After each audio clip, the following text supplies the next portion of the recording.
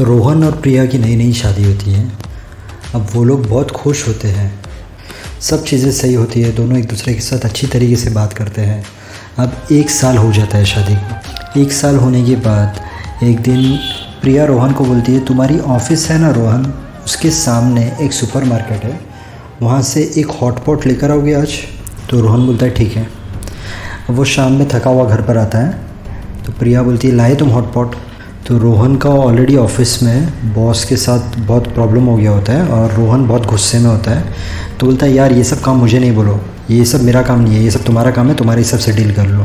तो प्रिया को थोड़ा गुस्सा आता है, पर प्रिया चुप बैठ जाती है। वो एक स्टार्ट पॉइंट होती है छोटे मोटे झगड़ों की। मतलब उस वक्त ये बहुत ज़्यादा गुस्सा तो नहीं करती है उसके सामने जैसे उसने जवाब दिया होता है, बट छोटी मोटी बहस होती है। अब सैटरडे को प्रिया को रोहन शॉपिंग लेके जाने वाला होता है और उसके बाद डिनर, मूवी, ये सब प्लान होता है। तो रोहन बोलता है नहीं यार आज नहीं जाने का है, आज मुझे ऑफ़िस का काम थोड़ा घर पर है वो करने का है।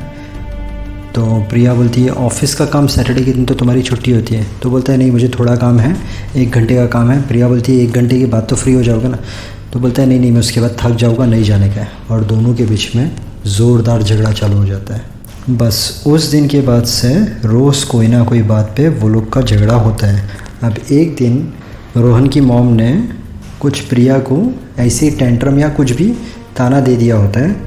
तो प्रिया आती है और रोहन के साथ झगड़ा करती है, तुम्हारी माँ ने मेरे साथ ऐसा की ऐसा की।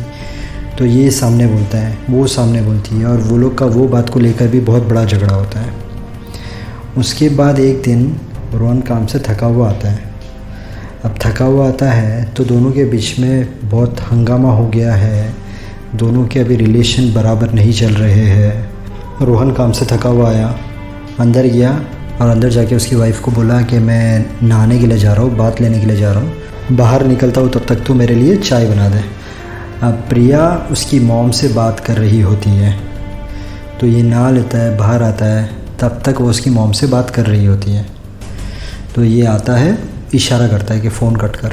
तो वो बोलती है 2 मिनट, जाके बाहर बैठता है। 2 मिनट की जगह पे 3 मिनट हो जाती है। बस फिर बाद में जाता है और बोलता है फ़ोन कट कर। तो फ़ोन कट करती है, दोनों का ज़ोरदार झगड़ा चालू हो जाता है। अब ऐसा हो जाता है कि हर छोटी छोटी बात पे वो लोग का झगड़ा होता है, हर छोटी छोटी बात पे वो लोग का झगड़ा होता है। खाने के अंदर एक दिन ये थोड़ा नमक ज़्यादा डाल देती है, तो वो आके डायरेक्ट बोलता है आज मैंने खाना बराबर नहीं बनाई। मतलब खाली एक पॉइंट चाहिए और दोनों जन चालू हो जाते हैं रोज़ झगड़ा झगड़ा झगड़ा। अब हस्बैंड भी थक जाता है और वाइफ भी थक जाती है, मतलब रोहन कम्प्लीटली थक जाता है।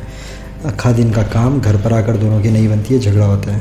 प्रिया भी थक जाती है।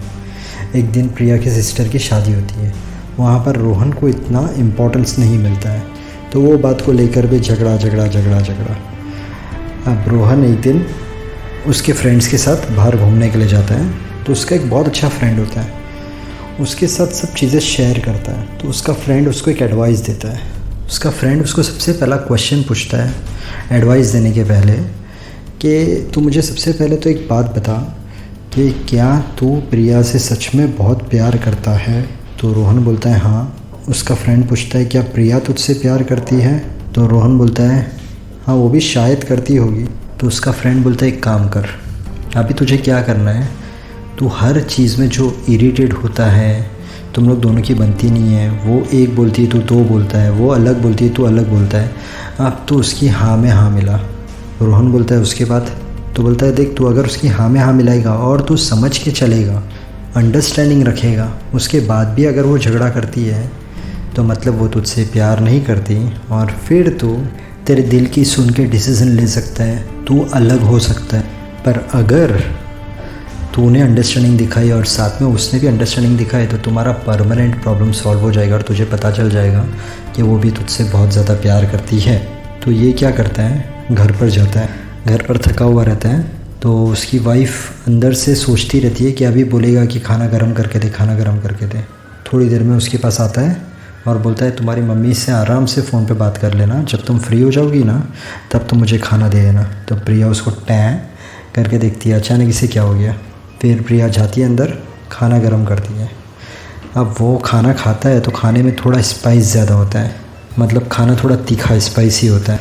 तो वो बोलता है प्रिया खाना बहुत यमी बना है, खाली हल्की सी मिर्च है, बाकी बहुत प्यारा बना है खाना। तो प्रिया को एक अलग ही खुशी होती है कि इसने झगड़ा नहीं किया और अलग तरीके से मुझे बताया। तो प्रिया बोलती है 1 मिनट मुझे सालन दो, मैं ठीक करके लाती हूँ। फिर प्रिया जाती है और सालन ठीक कर लाती है। तो रोहन बोलता है यार मेरे जो फ्रेंड ने बताया वो तो चीज़ काम कर रही है, अगर मैं अंडरस्टैंडिंग से बात करूँ तो ये सब चीज़ें हो रही है। उसके बाद उसकी वाइफ बोलती है कि स्पून है ना उसका पूरा सेट टूट गया है, तो रिक्वेस्ट है क्या कल तुम लेकर आओगे। तो ये क्या करता है अपने फ़ोन में अलार्म रख डालता है कि मुझे ये टाइम पर लेने के लिए जाना है, और दूसरे दिन लेकर आता है सुपरमार्केट से, याद करके लेकर आता है। तो प्रिया खुश हो जाती है। प्रिया बोलती है क्या बात है क्या बात है क्या बात है। एक दिन प्रिया बोलती है कि तुम्हारी मॉम ने आज फिर से मुझे ऐसा ऐसा बोला। तो वो उसकी मॉम से बात करता है और पता करता है कि राइट कौन है। तो बात और कुछ नहीं होती है, बात सिर्फ इतनी सी होती है, वो लोग के घर पर एक फंक्शन होता है। तो उसकी मॉम बोलती है जब तुम लोग आओगे ना तो जल्दी आ जाना, लेट मत करना। तो रोहन प्रिया को बोलता है मॉम ने ऐसा बोला है कि हमें जल्दी जाना है, पर अगर तुम्हें ऐसा लगता है कि मॉम का ताना था तो मैं मॉम की तरफ से सॉरी बोलता हूँ। तो प्रिया बोलती है नहीं नहीं, मॉम का ताना नहीं था, मैं ही कुछ ज़्यादा सोच रही थी, और हम लोग ट्राई करेंगे कि हम लोग फंक्शन में जल्दी पहुँच जाए। उसके बाद वो बोलता है ये सैटरडे को मैं तुम्हें शॉपिंग लेकर जाऊँगा, मूवी लेकर जाऊँगा, डिनर लेकर जाऊँगा। सैटरडे आता है, उसकी थोड़ी हेल्थ में प्रॉब्लम होता है और उससे थोड़ा फीवर होता है। तो उसका फेस देख के प्रिया समझ जाती है। फिर भी वो बोलता है कि चलो। तो प्रिया बोलती है कि नहीं मुझे लग रहा है शायद तुम्हारी तबीयत ख़राब है। तो बोलता है हल्का फुल्का चलते रहता है, कोई बात नहीं चलो। प्रिया चेक करती है फीवर होता है। तो बोलता है नहीं नहीं हमें नहीं जाना है, पहले तुम्हारी तबीयत का ध्यान रखो। फिर वो उसे मेडिसिन वगैरह देती है और वो अच्छा होता है। जैसे ही अच्छा होता है वो प्रिया को हग करता है और सॉरी बोलता है, और प्रिया को बोलता है मेरे से बहुत ज़्यादा गलती हो गई, मैं हमेशा तुम्हारे ऊपर चिल्लाता था, गुस्से हो जाता था। प्रिया बोलती है नहीं मेरी भी गलती थी। रोहन बोलता है आज के बाद हम दोनों एक दूसरे से ऐसी अंडरस्टैंडिंग रखेंगे तो हमारे बीच कभी भी झगड़ा नहीं होगा।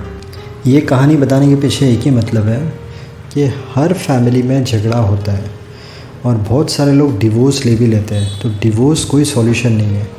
आप पहले पता करो कि कहाँ पर क्या प्रॉब्लम है, और दोनों में अगर अंडरस्टैंडिंग होती है, दोनों का अगर नेचर मिलता है, या अलग तरीके से समझाओ तो एक बोलता है एक तो दूसरा बोलता है दो, उसकी जगह पे अगर सामने वाला भी एक बोलता है तो कभी भी झगड़ा नहीं होगा। एक बात ध्यान रखना, divorce is not the solution, पर अंडरस्टैंडिंग अगर होगी तो प्यार और बढ़ेगा। हस्बैंड को थोड़ा वाइफ को समझ के लेना है और वाइफ को थोड़ा हस्बैंड को समझ के लेना है। होप मेरे वीडियो से आपने कुछ सीखा हो।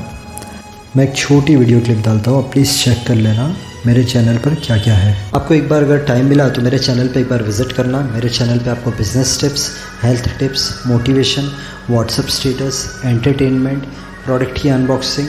अगर आपके दिमाग में कभी ऐसा क्वेश्चन आता है कि क्या पुनर्जन्म सच में होता है, मतलब रीबर्थ, तो आप मेरे चैनल पे जाके चेक कर सकते हो।